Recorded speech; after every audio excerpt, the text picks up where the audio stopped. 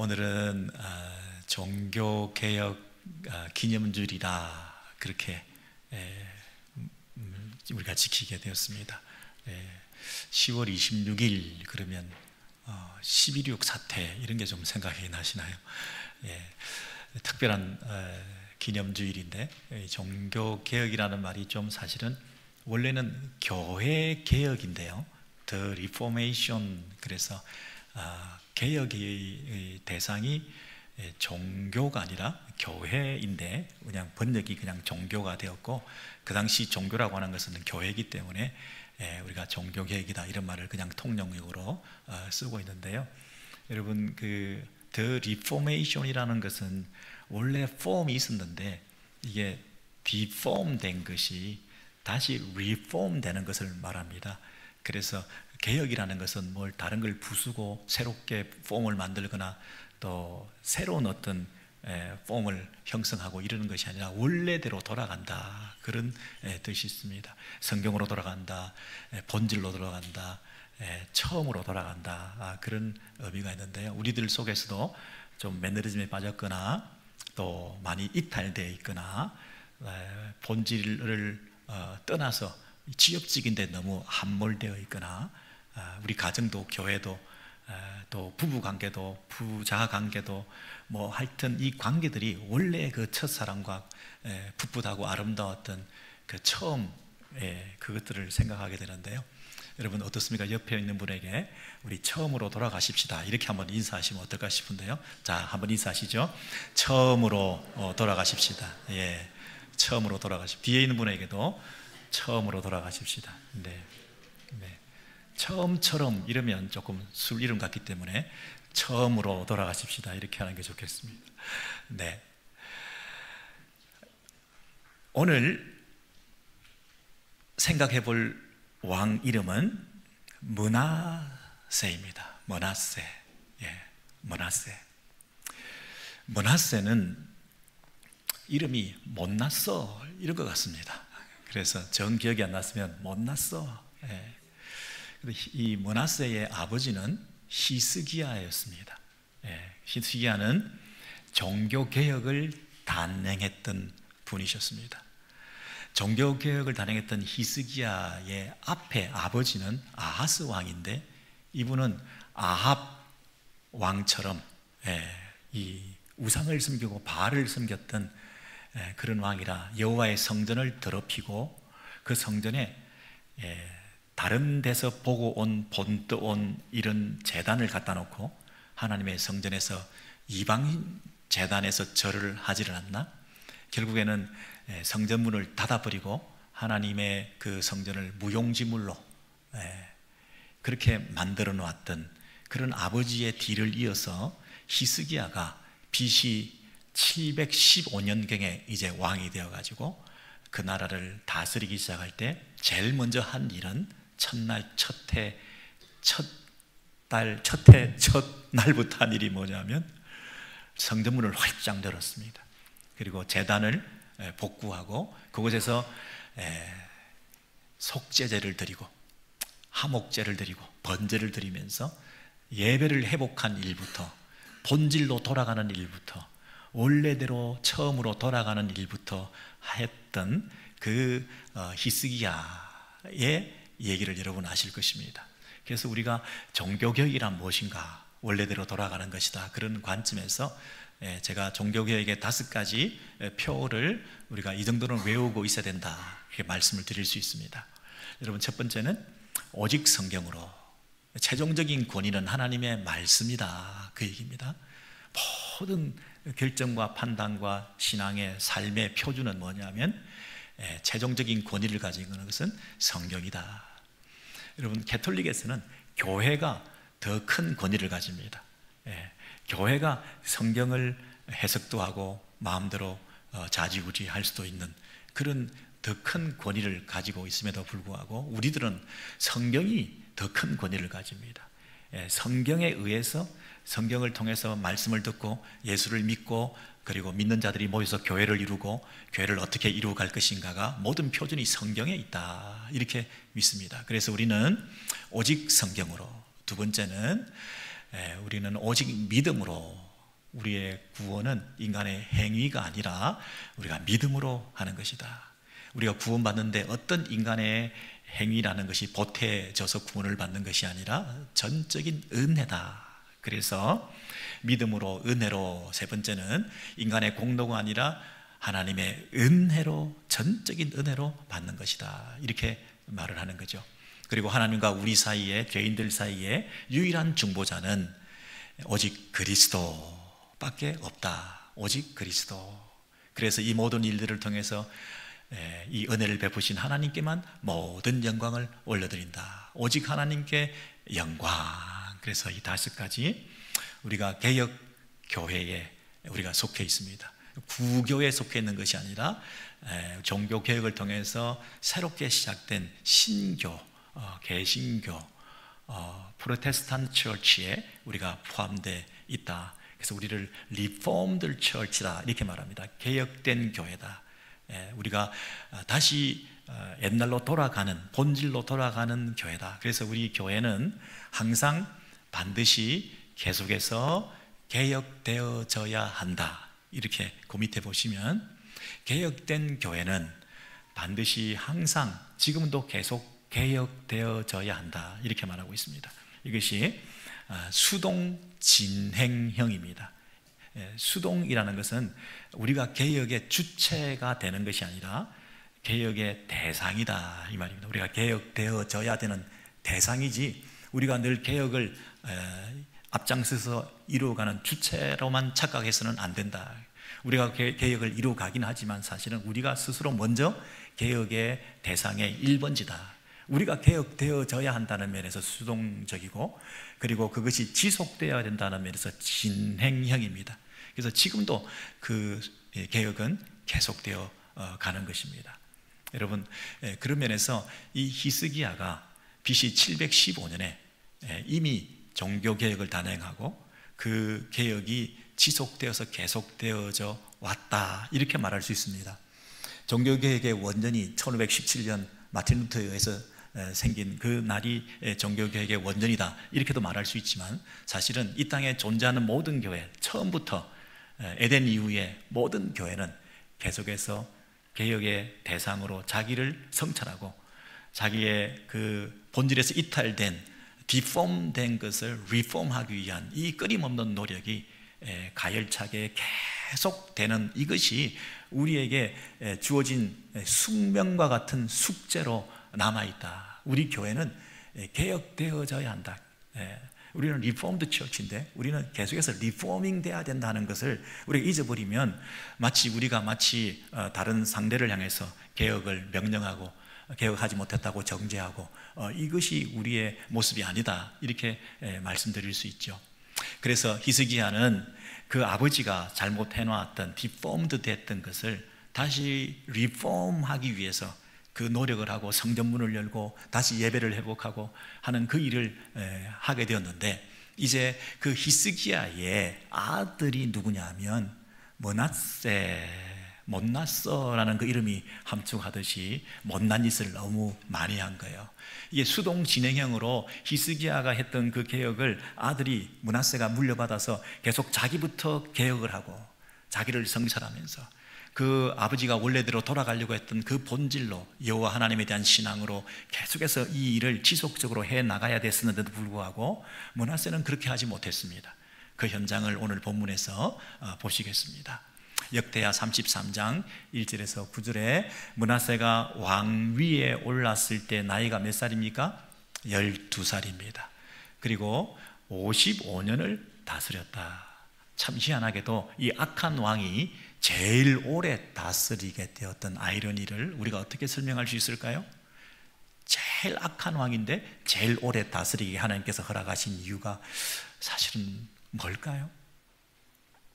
여러분, 12살에 왕이 되었을 때는 자기는 당연히 왕자니까, 왕위 계승 순위 1번이니까 자기는 당연시 하면서 왕이 되었을 것입니다.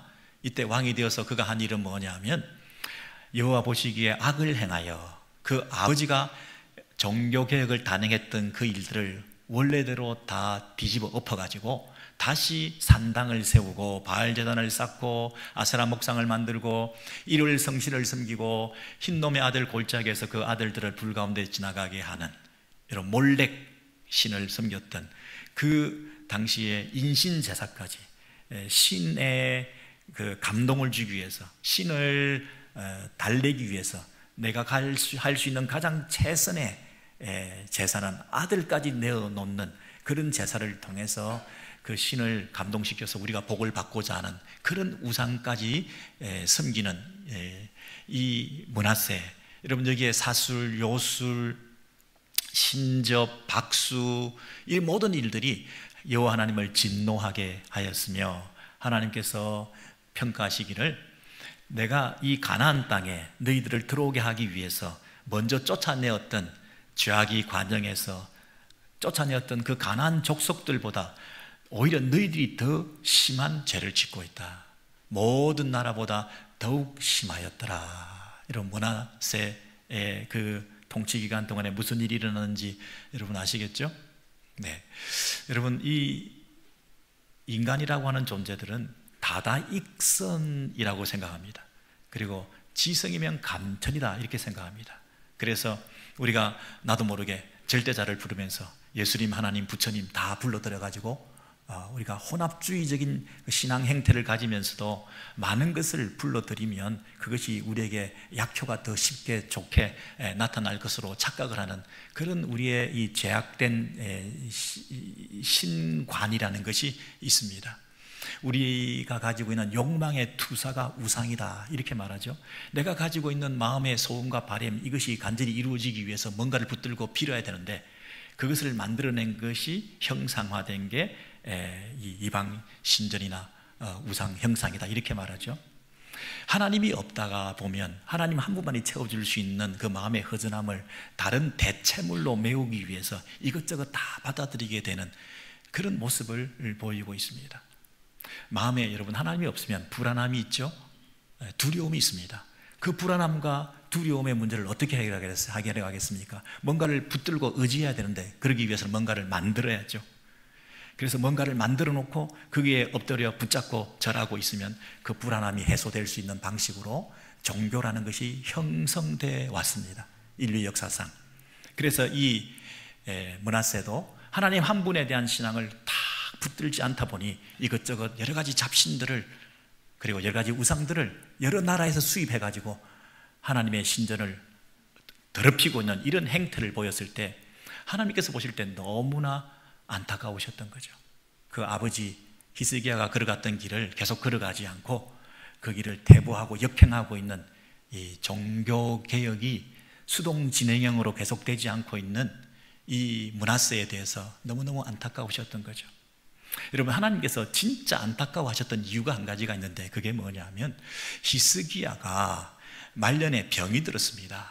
그래서 그 병이 들어가지고 이사야 선지자의 글에 의하면 38장 이하에 병들어 죽게 된 상황에서 히스기야가 벽을 대고 면벽 기도를 하면서 제발 살려주십시오.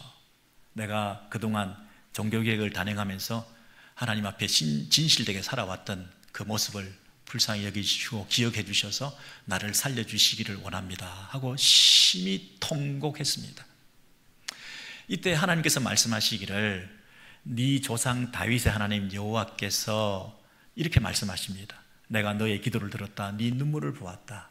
내가 너의 수한에 15년을 더하고 15년의 생명을 연장시켜 주었다. 그리고 아수르의 손에서 너를 건져 주겠다. 이 성을 보호하겠다. 이렇게 기도 응답을 받게 되었다는 것입니다.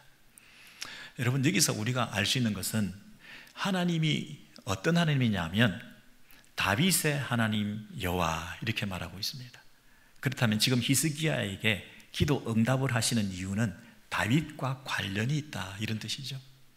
다윗과 맺은 그 언약 관계를 지금도 기억하셔서 너의 기도 때문만이 아니라 너의 기도 속에 담겨있는 이 다윗 왕조를 계속해 가시는 다윗의 등불을 끄지 않겠다고 약속하셨던 그 언약의 기초에서 너의 생명을 연장시켜 주신다. 그리고 아수르의 손에서 남유다가 멸망하지 않게 해주시겠다. 이렇게 얘기를 하고 있는 것이죠.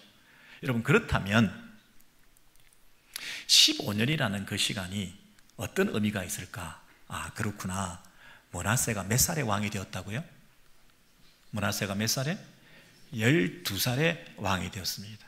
히스기야의 아들이 므낫세인데, 므낫세가 12살에 왕이 되었다는 얘기는 그 연장받은 히스기야의 15년의 기간 안에서 일어난 므낫세의 출생이었다는 사실이죠.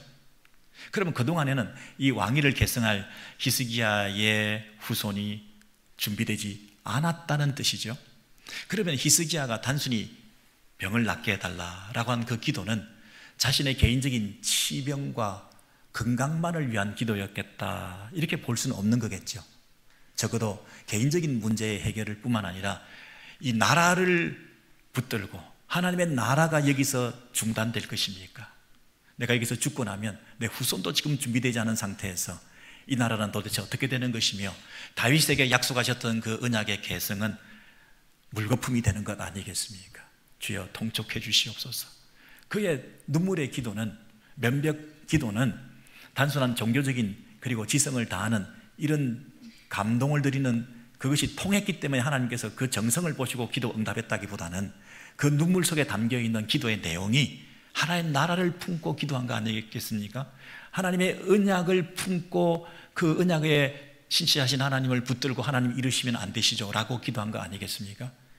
그래서 여러분, 우리가 개인적인 기도의 마음의 소원을 가지고도 눈물을 흘리며 기도해야 되겠습니다만은, 우리가 늘 하나님 나라의 관점에서 내 기도가 과연 부합한 것인가, 하나님의 뜻을 이루는데 내 기도가 연결된 것인가를 생각할 때 우리의 기도의 그 내용과 깊이가, 넓이가 달라질 수 있는 것이고, 그것이 바로 응답받는 기도의 비결 아니겠습니까?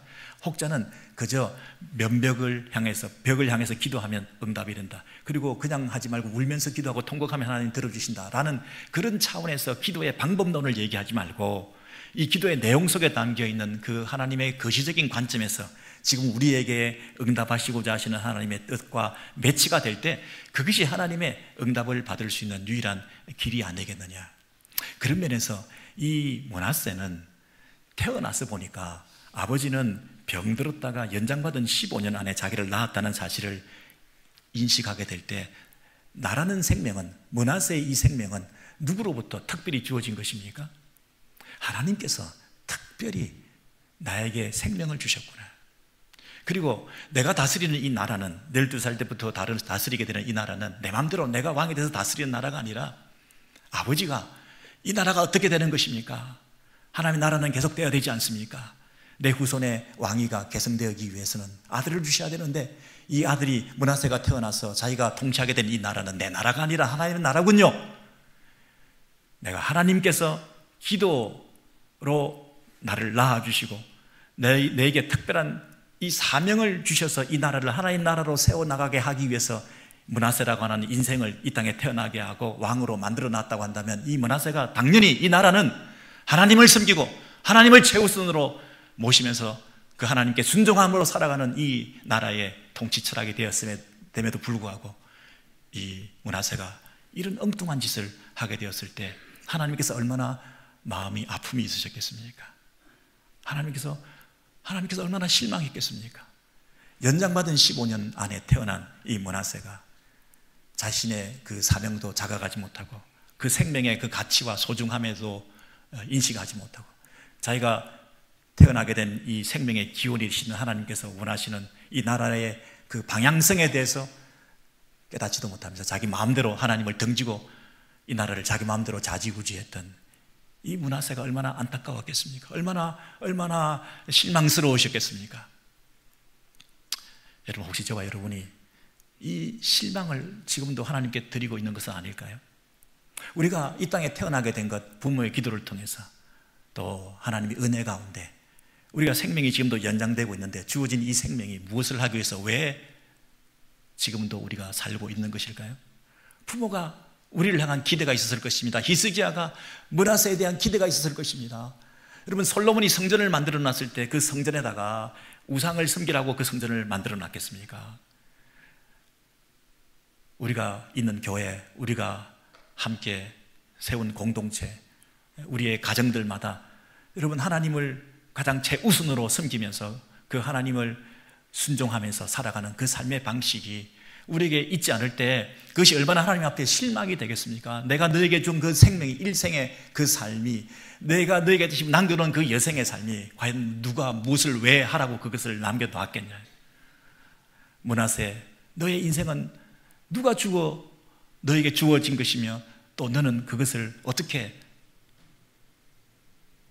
실망시키지 않고 네 인생을 하루하루 살아가야 될 것인가에 대해서 자각했어야 되는, 그래서 계속 수동 진행형으로 나에게 적용하며 내가 하나님 앞에서 어떻게 살 것인가야, 그 본질로 돌아가는 이 작업을 종교개혁에 계속 진행형으로 살아갔어야 됨에도 불구하고 이 사람이 남에게, 자기와는 상관없이 다른 사람에게 이렇게 책임을 전가하면서 마치 자기가 이 나라를 좌지우지하는 그런 왕으로, 가장 최악의 왕으로 이렇게 살게 되었는데, 어느 정도냐면 다른 민족보다 제일 더 죄악이 최고로 악한 왕이었다. 죄악 올림픽에서 금메달을 딸 만큼, 여러분, 우리 하나님께서 보실 때 각 나라와 각 민족의 그 단위로 보시면서 이 이스라엘 민족이 다른 민족보다 최악이다 라고 하는 것을 보면 우리들에게도 지금도 하나님께서 각 민족들마다 원하시고 기대하시는 그런 수준이라는 게 있을 텐데, 우리가 과연 이렇게 불명예스러운 메달을 받게 되지는 않을까 두렵지 않습니까? 이런 최악의 이런 이 므낫세를 과연 하나님께서는 어떻게 하실까요? 연장받은 그 생명의 기간 동안에 은혜로 주어진, 그래서 하나님만을 숨기라고 하는 이 하나님의 기대에 부합하지 못하는 이 므낫세를 생각할 때 하나님께서 고개를 절레절레 흔드시면서 안 되겠다, 더 이상 안 되겠다.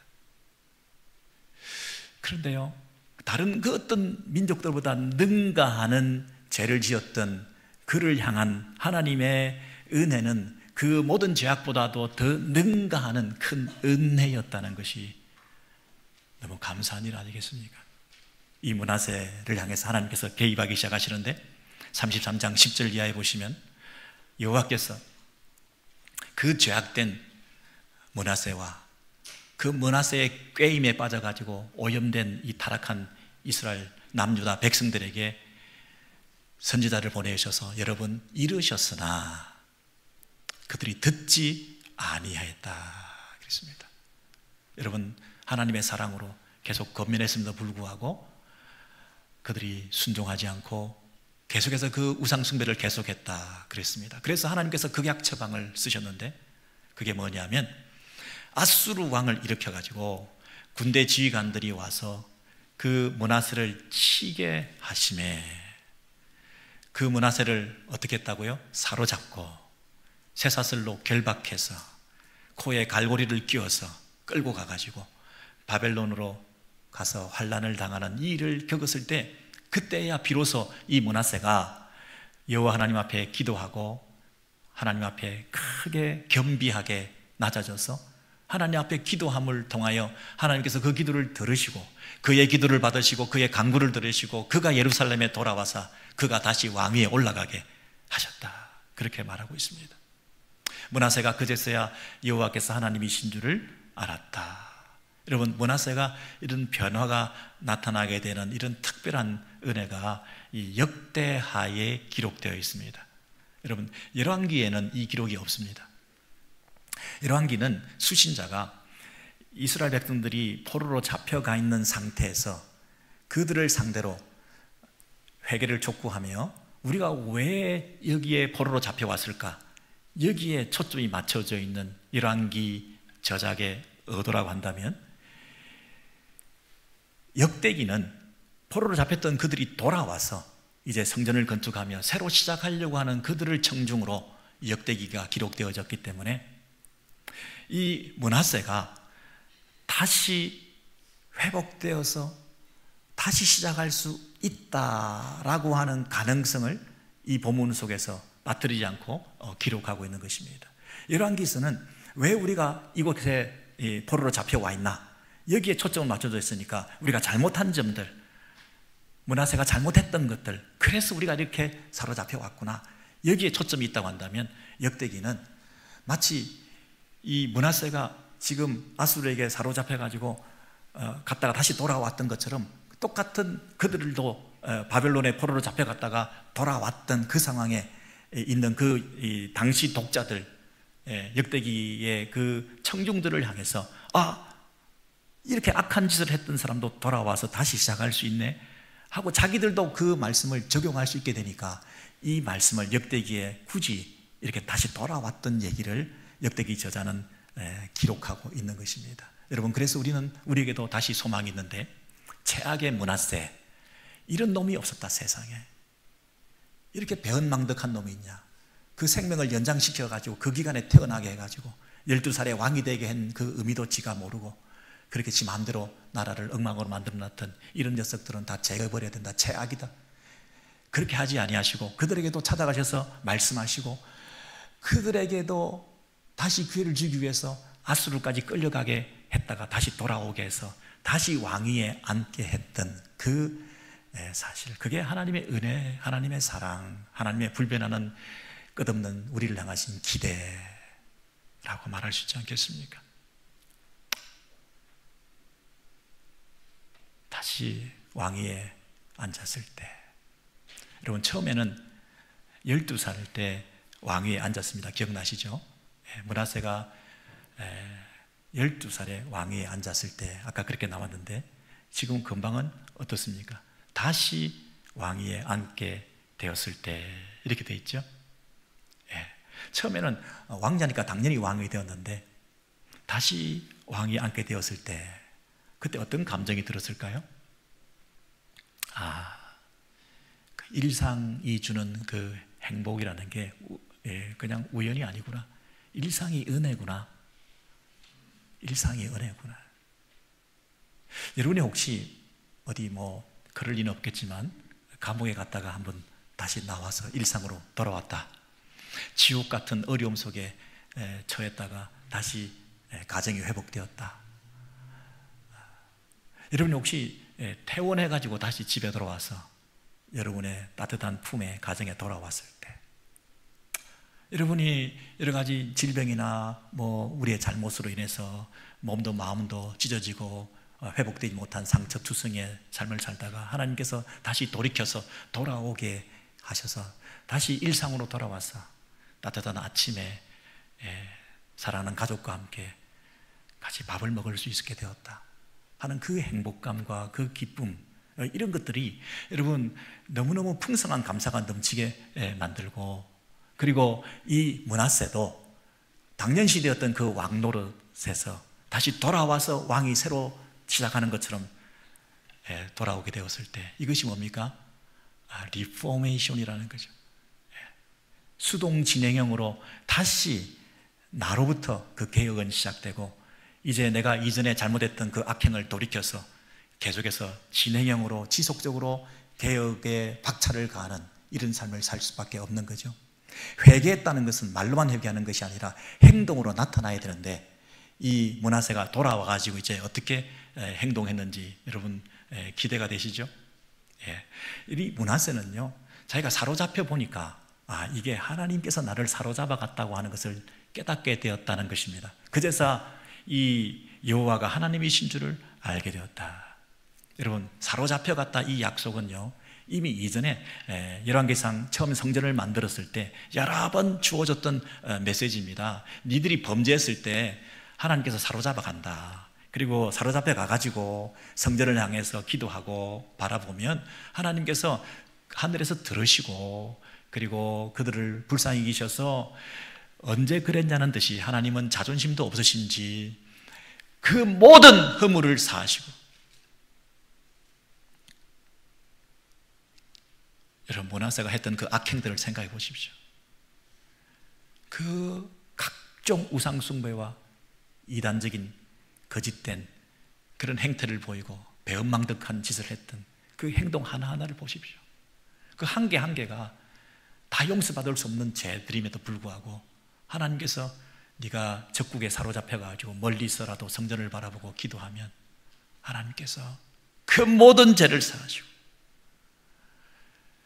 너를 돌아오게 할 거다. 너를 사로잡아 간 자가 너를 불쌍히 여기게 되는 희한한 일이 벌어지게 될 거다. 아니, 사로잡아 갔으면 사로잡아 간 자를 당연히 더 학대를 하고 못살게 굴고 고생을 시키고 그래야 되는데, 사로잡아 가놓고는 다시 그 애가 불쌍하게 해가지고, 생각되게 해가지고 그를 다시 돌아오게 하는 이런 방식으로 하나님께서 너를 회복시키시는 그런 길이 있다.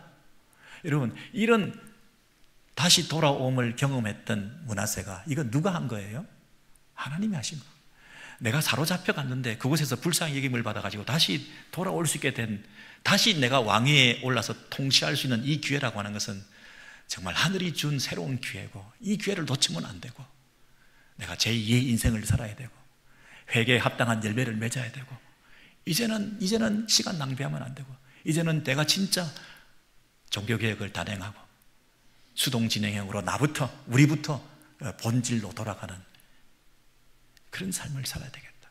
그래서 여러분, 므낫세가, 이 악한 왕이 탁 돌이켜가지고 이렇게 합니다. 역대사 33장 14절에서 17절에 보시면, 그 후에 이제 그가 새롭게 왕위에 올라가가지고 뭐 합니까? 모든 우상을 제거합니다. 자기가 설치하고 자기가 데려다 놨던 그 우상들을 다 제거하고, 그리고 그 하나님 앞에 그 제단을 보수하고, 그리고 다 나쁜 것들은 집어 던져버리고, 그 아까운 것들을 다 집어 던지고, 그 이제 뭐 합니까? 예배가 회복됩니다. 화목제와 감사제를 오직 하나님 앞에서 드리고, 그리고 온 백성들에게 내가 그동안 잘못했다, 하나님을 섬기는 것이 우리가 살 길이다, 우리가 잘못했다, 내가 잘못했다, 나부터 수동 진행형으로 내가 회개하고 나를 성찰하고 내가 본질로 돌아가고 하나님을 섬기는 그 일에 내 인생을 걸며 내 인생을 새롭게 시작하겠다. 백성들에게 내 자존심도 버리고 그동안 했던 말 다시 다 주워 담아가지고 내가 잘못했다, 내가 하나님 섬기는 것, 이것이 우리의 가장 중요한 국정 철학이다. 그래서 모든 백성들에게 명령해서 이스라엘 여호와 하나님만을 섬기라 그랬다는 거예요. 백성들이, 이제 모든 백성들이 그의 하나님 여호와 그분께만 제사를 드리는 일이, 종교개혁이 수동진행형으로 자기 안에서부터 이루어지게 되었다는 것입니다. 그런데 이 저자가 말미에 무슨 말을, 여운을 남기면서 아직도 그러나 산당에서 제사를 드렸더라. 여러분, 미진한 종교개혁, 이것은 진행형으로 앞으로도 계속돼야 될 것을 암시해 주고 있는 것이죠. 진행형입니다. 진행형으로 그동안 산당에서 제사 드리던 그 행태들을, 답습해왔던 그 일들이 쉽게 제거되지 않는 거예요.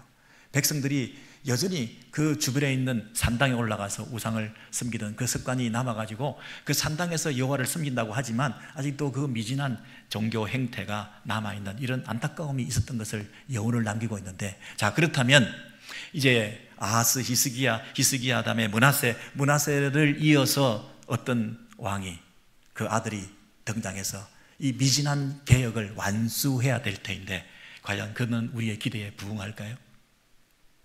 역대하 33장 마지막으로 20절 이하에 보시면 므낫세가 이제 죽게 되었습니다. 그래서 그 므낫세를 대신해서 아몬이 왕이 되었다. 아몬이 왕이 되었다. 그런데 그 아몬이 왕이 됐을 때 20살인데 22세인데 몇 년을 다스렸냐 그러면 2년 동안 다스렸다. 왜 2년밖에 다스리지 못했을까요? 그의 아버지 므낫세의 행함같이 여호와 보시기에 악을 행하여 아몬이 그의 아버지가 만든 아로새긴 모든 우상에게 제사를 섬겼으며,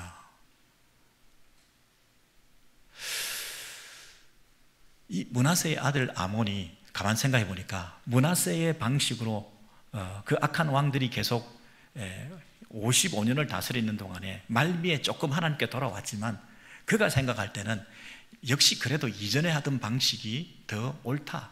그리고 주변 나라들과 역학관계 속에서, 국제정세 속에서 그들과 좋은 관계를 맺기 위해서 정략결혼도 해야 되고, 그 나라의 이방신들을 섬기는 것들을 수입해서 그들과 함께 좋은 교제를 나누고 하는 것이 우리에게 나쁠 것이 없다라고 하는 국제정치 역학 관계 속에서 살아남기 위하여 이 아마도 아몬이 그렇게 한지 모르겠습니다. 어쨌든 이 우상을 섬기는 일을 완전히 포기하지 못하고 남은 그 산당을 제거하는 쪽에 미진한 개혁을 완수하는 쪽으로 가지 아니하고 오히려 더 역행하고 퇴보하는 이런 모습을 보였는데, 이 성경 저자의 관점을 잘 보십시오. 그 아몬이 그렇게 아버지의 나쁜 점을 므낫세의 행함같이 악을 행하여 갔기 때문에 이런 일들이 일어났는데, 한 가지 아쉬운 것은 왜 그 아들 아몬이 아버지 므낫세가 스스로 겸손함같이 하나님 앞에서 겸손한 모습을 보였던 그 모습은 본받지 아니했을까? 그렇게 하지 않음으로써 더욱 범죄했다. 므낫세보다 더 악행을 저지르는 이 아들 아몬이 된 것이 너무너무 안타깝다는 거예요. 여러분, 저를 보십시오. 이 므낫세가 정말 간절히 기도해야 됐을 게 뭐겠습니까? 주여, 내가 이 55년을 통치하는 동안 거의 대부분을 악행을 자행하다가 내가 코에 갈고리가 끼어서 바벨론에 끌려갔다가 다시 돌아와서 보니 이 왕노릇이 하나님께서 허락하신 것이고, 이 일상의 감사를 회복하면서 내가 나된 것은 다 하나님의 은혜군요, 내가 잘못했던 것을 회개하고 이제 그 이전의 모든 악행들을 회개하옵나니 이제 내 후손만은, 내 아들만은 나의 못난 모습, 이전 모습은 보고 본받고 배우지 말고 나의 마지막 그 모습, 하나님 앞에 겸손히 엎드려서 하나님 은혜를 입었던 그 순간, 그것이 그들의 마음속에 새겨져서 그들이 그 모습을 보고 본받고 배우게 해주셔서 그도 수동진행으로 계속되는 이 종교개혁을 계속해 나가는, 본질로 돌아가는, 하나님만을 섬기는, 이방신을 섬기지 않는 이 신앙의 전통 위에 굳게 서는 귀한 아들이 되기를 원합니다. 이게 그의 기도의 제목이 되어야 되지 않았을까요? 그러나 아쉽게도 이 아몬은 아버지의 그 악한 모습, 그 전반전의 모습만 보고 본받고 배우면서 그 일을 계속함을 통해서 이 겸비하게 엎드려 하나님 앞에 은혜를 구했던 이 므낫세의 그 마지막 그 모습을 따라하지 않았기 때문에 하나님께서 보실 때는 벌써 히스기야 때부터 생명을 연장시켜서, 하나님께서는 당신의 이 하나님 나라를 이루어가는 일이 참 마음이 급하실 법도 한데, 그 15년을 연장시켜서 그 기간 안에 태어난 그 므낫세가 기대에 부응하지 못하고 악행을 계속해가지고 55년이라는 그 기간을 주었음에도 불구하고 계속해서 악행을 계속하는 일을 반복하다가 그 말미에 다시 포로로 잡혀갔다가 돌아와가지고 제정신을 차리고 이제 종교개혁을 수동진행으로 단행해서 먼저 내가 개혁되는 그런 모습으로 본질로 돌아가는 그 모습을 보이는 그 모습 속에서 이제 그 아들은 그 일을 지속적으로 계속하는 개혁을 단행하는 삶을 살아가기를 기대했는데, 이 녀석이 또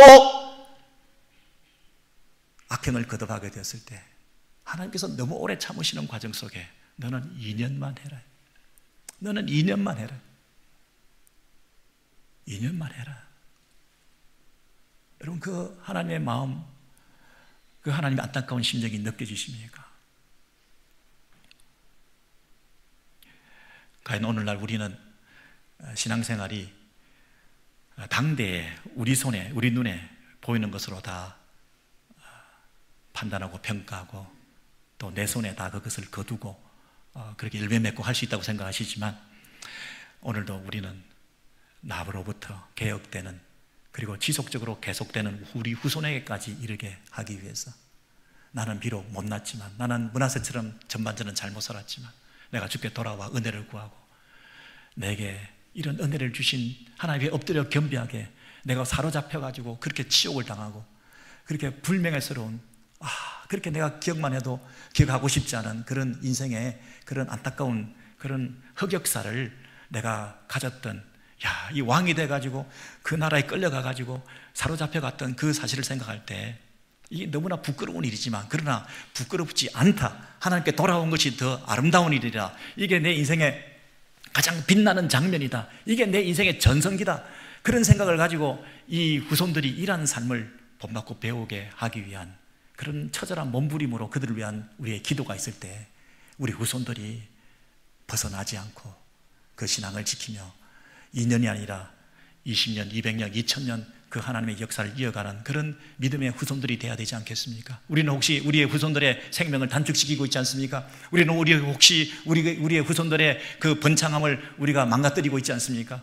하나님 보실 때 오래 참으심의 결과로 지금까지 기다리신 그 하나님 앞에서 우리의 기도와 우리의 삶의, 우리의 신앙의 그 지평과 넓이가 어떠해야 될지에 대해서 우리가 깊이 성찰하시는 우리 종교개혁주일 오늘 되어서 하나님 앞에서 다시 한번 새롭게 시작하시는 저와 여러분 되시기를 주의 이름으로 소원합니다. 아멘.